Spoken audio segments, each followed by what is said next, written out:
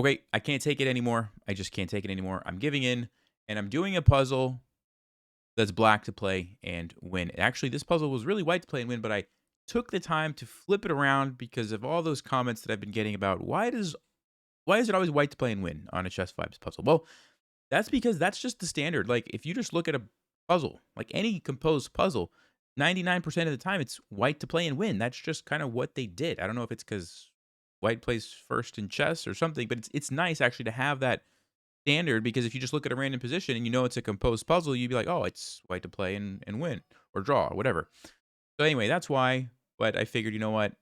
Why not change it up for this video? So let me know in the comments if you appreciate the change. This one's black to play and win.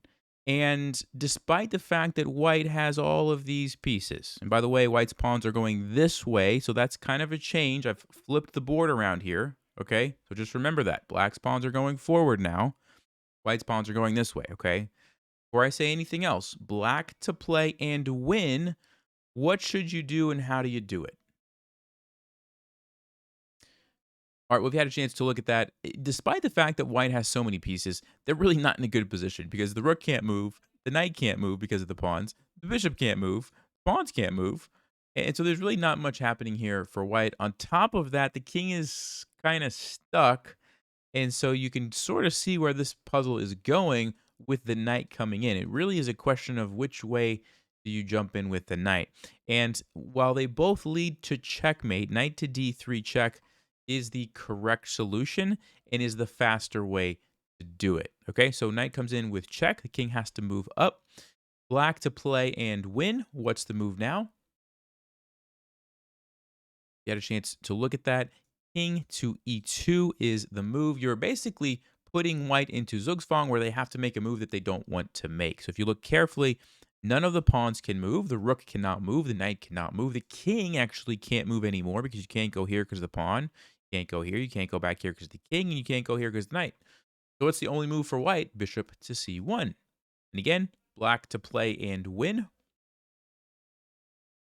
You had a chance to look at that. The move is knight to e1 check. And this is a relatively easy puzzle in the sense that a lot of the moves make some logical sense. Like, what else are you going to do? You don't have a lot of options. So you check the king. King goes over to b2.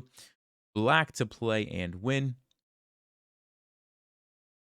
Or if you had a chance to look at that, it's king to d1. And what you are doing is taking away the escape square from white's king. So notice now that all the pieces are positioned back here along with the pawns and this guy, really you just have to control this square with your king, and then you can probably see what's coming next. The knight is going to deliver the checkmate. So white, of course, the only move for white is to push this pawn. It doesn't really matter. You can push it one square or two squares, and then black simply jumps in with the knight. Knight to d3 is checkmate. That's a very interesting checkmate when you think about it.